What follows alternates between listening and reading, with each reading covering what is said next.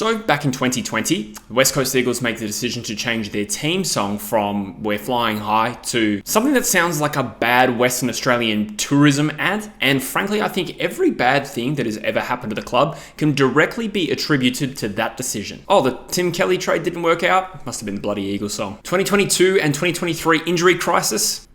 It was the Eagles song. Global pandemic hits in the middle of 2020? God damn it, Birds of Tokyo. This happened, I think, back at the start of that year, and on True Footy, I actually made a video reacting to the new team song and giving my thoughts. It got a lot of views. Have a look.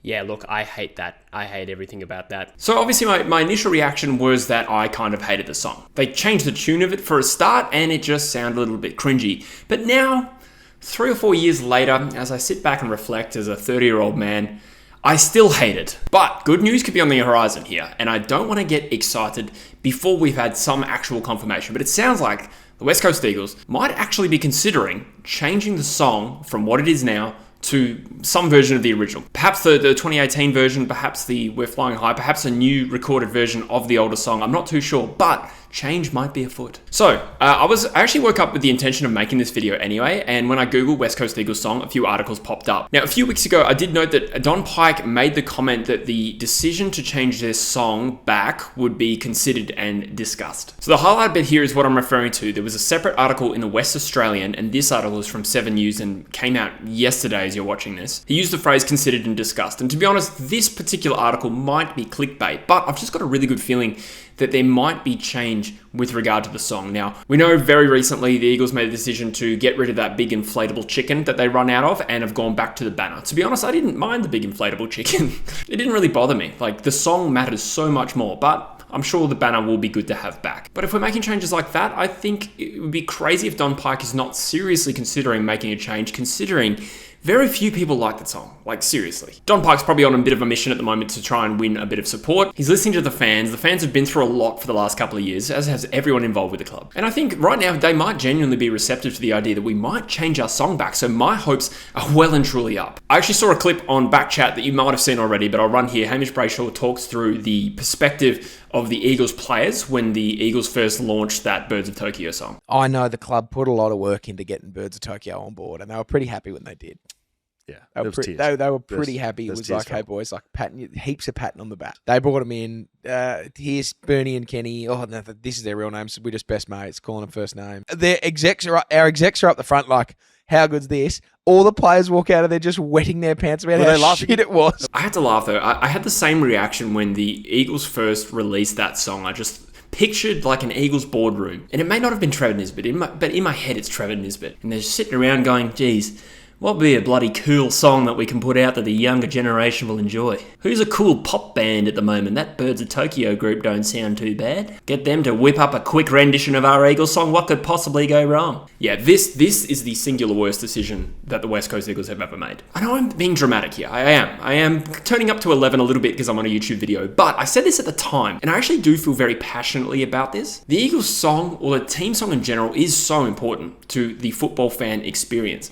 I'm going to be completely honest, I have not once sung the song after an Eagles win since we changed it. Now, admittedly, there hasn't been too many opportunities to sing the song after a game. But in my head, the Eagles song for the last 4 years has just been Eagle Rock to me. I've actually been recently digging the 1987 version, the 80s rock style song, the very original West Coast song. I actually think that is a great song, and I would love to have that back in terms of the tune. Unfortunately, now the lyrics don't make a lot of sense. A lot of the lyrics about how the Eagles are taking back a lot of West Australian players to represent the Eagles team and play against the Victorian teams, and that doesn't really apply anymore. Like, Oscar Allen is our first West Australian captain, or legitimate captain, since Ben Cousins. Liam Duggan, Shannon Hearn, Luke Shuey, none of them are West Australian, so the lyrics don't make sense anymore, but the tune's great. The 2018 version was good, and I remember thinking, legit, this was a legit thought I had when the Eagles changed their song in 2020, was like, I'm so grateful that we had a premiership with that version of the song. So the 2018 version of the song is different to the 2006 version. They've cut out the original, like, Hey Eagles part. And that was a legitimate thought that crossed my head. Such is the importance of a good team song to me. And I know we don't have a great team song to begin with. It's cheesy, but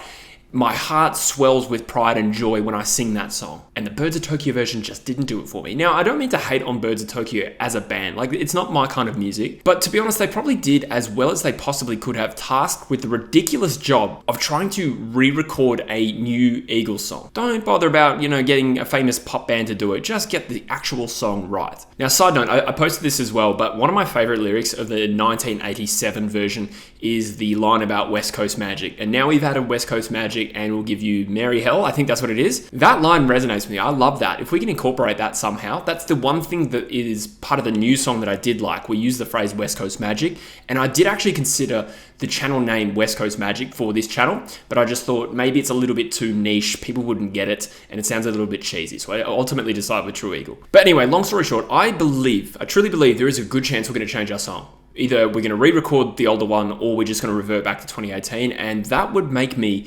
so happy. I'm not even exaggerating. The Eagles song is important to me. I love listening to Eagle Rock now. I wait for that song to come on at the end of Wins. I just twiddle my thumbs during the actual song. I'm sure that's a little melodramatic, I know, but I really hate the song and I hope they change it. Also, just as a little aside, I feel a bit bad doing this, but in my search for researching articles about the Eagles potentially changing their song, I came across this article from BNN Breaking. And I don't know if you guys have messed around with ChatGPT much, but this is the most ChatGPT written article I've ever seen, well, in a professional setting. As the sun sets over the sprawling city, a familiar tune resonates in the hearts of West Coast Eagles fans. I've messed around with ChatGPT to see if it can produce interesting articles about football, and it has a very particular writing style, and it's way too emotive for this article. This really doesn't add anything to this video, but I just thought it was kind of interesting. Phrases like this pragmatic viewpoint underscores a universal truth in sports.